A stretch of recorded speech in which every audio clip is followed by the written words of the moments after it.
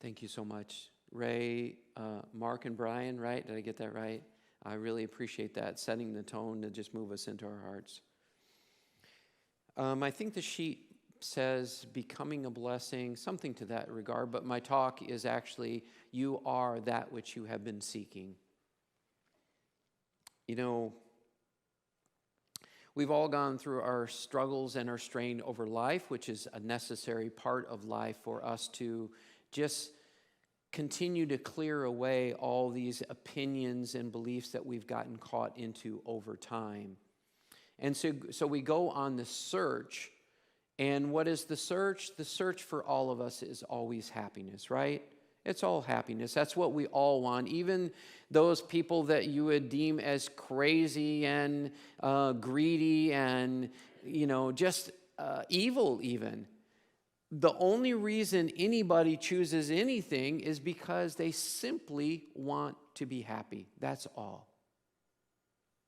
And so in our search, in our seeking, we end up looking for everything that we can find, and for many of us, it's led us to this place called unity, which, most of it's all the same at the different unity churches I go to. It's people that have done enough suffering where they say, I'm pretty sure there has to be something better than what I had, right? Anybody have that experience at all? I don't know how many times I've cried just saying, oh, God, please help me out of this misery, there was thoughts sometimes, I'm like, I'd rather be there, meaning in heaven, than I would here, because in my mind, like, this place was not friendly.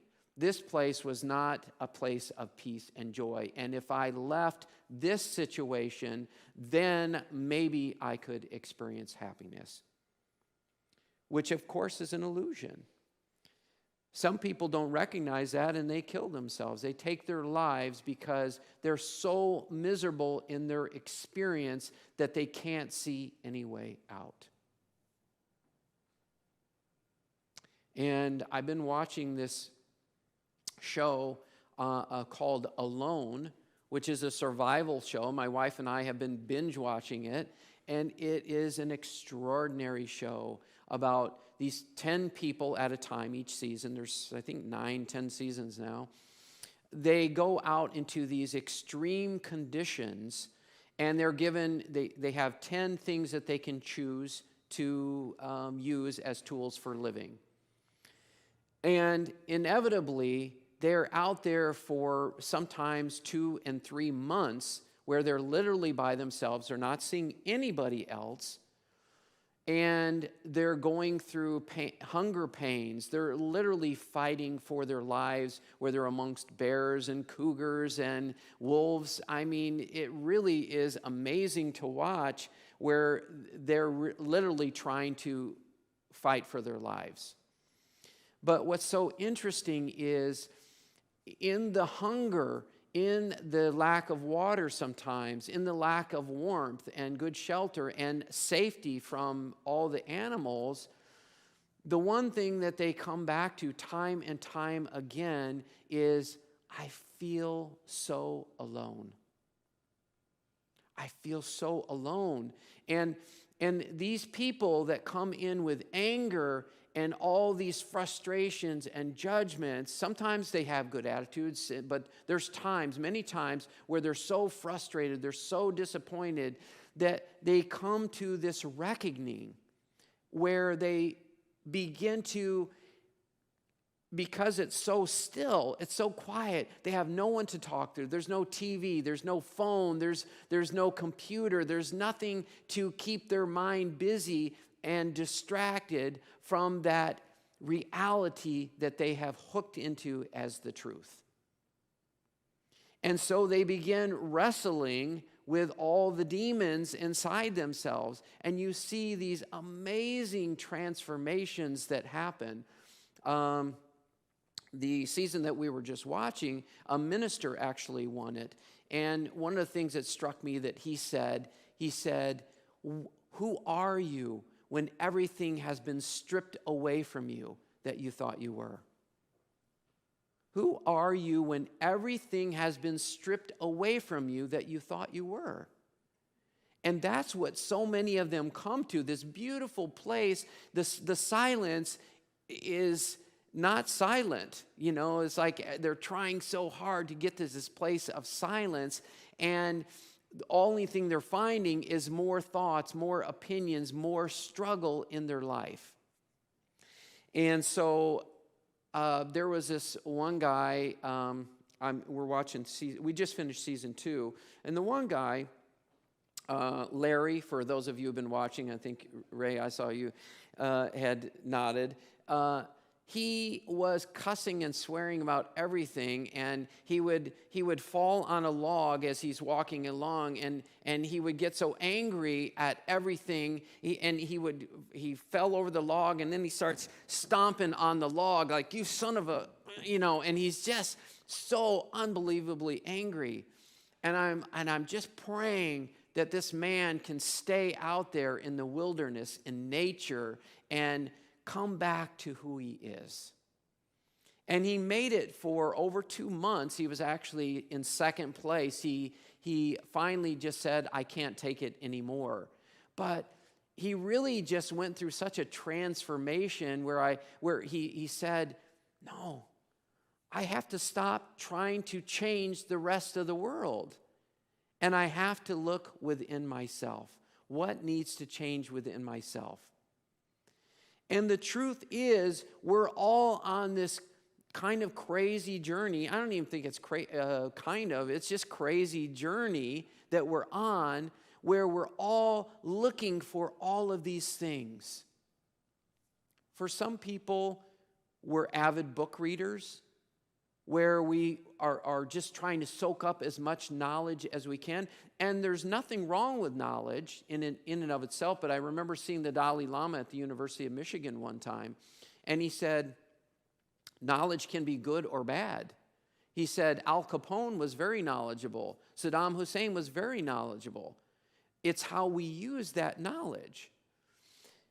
So there can also be some good. Obviously, we need to learn about our jobs, our crafts, how to serve the world in different ways. But the problem is we get hooked into believing that we need to learn something more in order to awaken to that truth of who we are. But is that the truth? Is it going to be because you learn something more, or is it going to be because you let go of all those crazy things that you've learned that keep you from being that which you seek? Because I know for myself, I have been a seeker all my life, and seeking is beautiful, by the way. Seeking is beautiful because it leads you to the point where you finally say, there's nothing left to seek.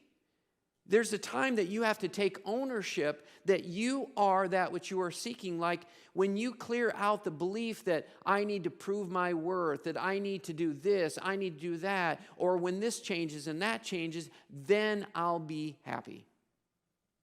But the truth is, the happiness is here right now in this moment. What? You don't know me. You don't know what I've done. You don't know, of how I feel. You don't know what I think. You don't know that I've done bad things, and I know I need to earn God's love. But I would say, to me, God's love is unconditional.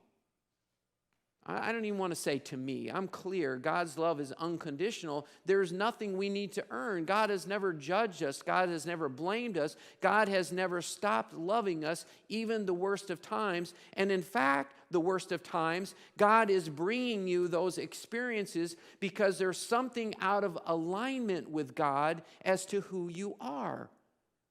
And God is simply saying, out of grace, I am giving you this experience because I'm not interested in picking on you. I'm interested in dismantling all these crazy beliefs that you are carrying that's keeping you from experiencing the truth of who you are right now in this moment. So When we talk about you are that which you seek, it is about not learning more. It's not about doing something more. It's about letting go of all those things that you think are the truth of who you are and how the world needs to be, how everyone else needs to be. It's about letting go of that. And when you strip away, like the minister said on Alone, who are you when you strip away everything that you are not? So the question then becomes, how do I strip away these things? How do I strip away everything that I am not? One of the ways, there's many paths out there. This is the path that has resonated with me. One of the ways is to begin to do a self-inquiry as to who am I really? Asking that question, who am I really?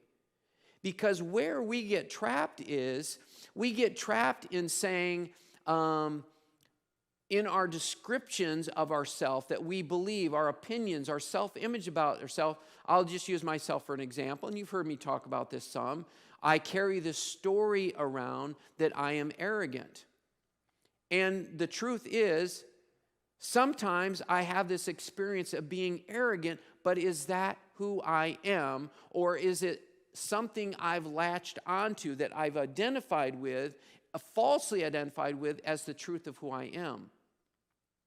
You know, when Jesus was on the cross, you know, one of the last things he said, maybe it was the last thing, I actually don't recall, but he said, Father, forgive them, for they know not what they do. Forgive them, for they know not what they do. What was he talking about? He was talking about that they are not conscious and aware of what they're doing. They are not rooted in that truth of who they are. They are acting out of their person. They are acting out of this idea of who they think they are. And so therefore, they're going to make mistakes. Right? You can't, God will give you all the experiences you need, not to help you avoid making mistakes, but to give you the experience so that you can say and recognize that's not the truth. And so, you know, you look at the, most people call it the prodigal son. I think it's actually called the lost son in the Bible, where Jesus tells a story, and we actually don't know whether it's true or if it's a metaphor. But the story is where the father has two sons. The father is very wealthy. And one of the sons says to the father, Father, I would like my inheritance now. I want to go out and use the money now. And his father said, yes, I will give you the money that you want. And so he gives him the money he wants. And so the son goes out. And he squanders his money. He's partying. He's just having a good old time until all of his money has been spent. And at this point in time, he ends up having to get a job, and he's working, and he thought to himself, I'm no different than a slave or a worker for my father or someone else. I'm no different from that. And so he comes home with his head down and with humility. And he says, Father, I'm so sorry. I'm sorry, Father. I've squandered all the money that you've given me. I've made a complete mess out of my life. And the father says, welcome home. Thank you. Thank you for coming home.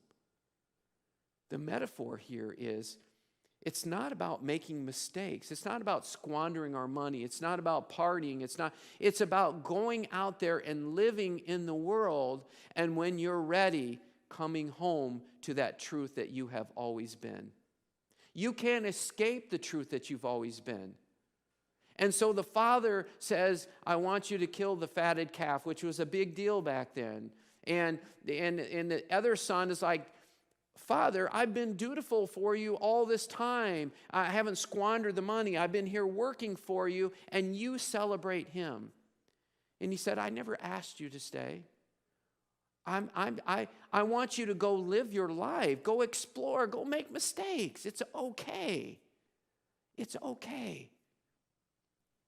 So this whole thing about seeking and this whole thing about discovering who we are, this self-inquiry as to who we really are, is about continuing to ask the question, am I this one that is arrogant? Am I this one that is unworthy? Am I this one that is frustrated? Whatever your story is, I ask you the question, if you are that story, if you are that opinion, if you are that belief, who is the one that is able to witness that? Because we're all having these stories, but how do you know you have the story? There's something that is conscious and aware of the story. There's something that is conscious and aware of the belief, of the opinion, of the self-image. That's what I want you to take a look at. If you are all these beliefs, self-images, this body, this mind, which will all come and go, every single one of them, the thoughts come and go, the feelings come and go, everything comes and goes, but you, the truth of who you are, can never, ever come and go because it's who you are. You cannot get rid of the truth of who you are, which is loving, conscious awareness. That's what Ram Dass used to say. That's what his description was, loving, conscious awareness. And just as an exercise, just for a moment, you see my hands up here, and you would be conscious of my hands. You have this awareness of my hands, and my hands moving and all that. Are you moving? Is your awareness moving? Is your awareness moving that is watching my hands? And I hope you come to the realization, no, the awareness isn't moving.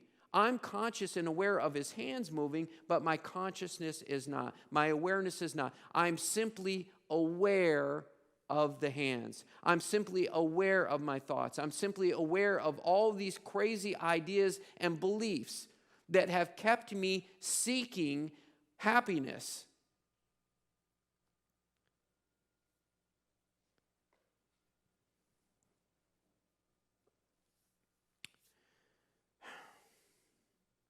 I have been a seeker for many years. And in my bio, as Susan had said, I've been meditating for 30 years.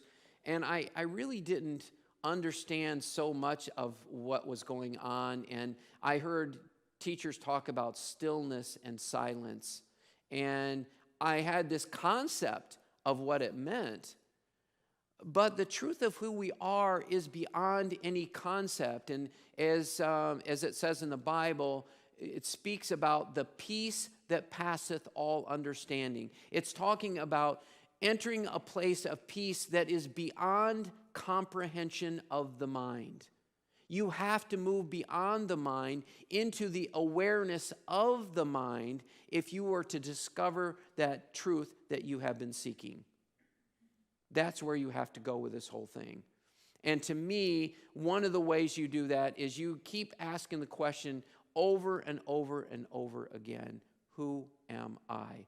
Am I this anger? Am I this frustration? Am I this arrogance? Am I this? Am I that? And does this person need to be that way? No. When you see, as Jesus said, forgive them for they know not what they do, that means that you have an opportunity to forgive yourself for that which you did not know what you were doing, because you were coming from the idea of who you are and not from the truth. I feel like I just want to finish with a prayer. If you will just join me with this, please. Father, I'm confident in saying there is not one single person in this room that doesn't want to experience happiness or love or peace or that truth of who we are. Help us to peel away all these crazy ideas that have gotten in the way of just us being that which we are seeking. Help us to continue to have compassion for our journey along the way. Help us to practice forgiveness for those things that we have judged ourselves, but you have given to us that experience because there was something false that we were holding on to. Father, we truly don't know what we're doing when we're coming from our person. Help us to come back home, not a year from now, not 10 days from now, not an hour from now. Right now, Father, help us to see that truth that we have been seeking. Help us to see and be that truth, that peace, that joy, that love. And we give this over to you. We open our hearts, we open our minds, and as the song was played earlier, we open up for a miracle. And the miracle is simply returning to that truth that you have always been and that you will always be. And for that, Father, we give thanks. Thank you so much.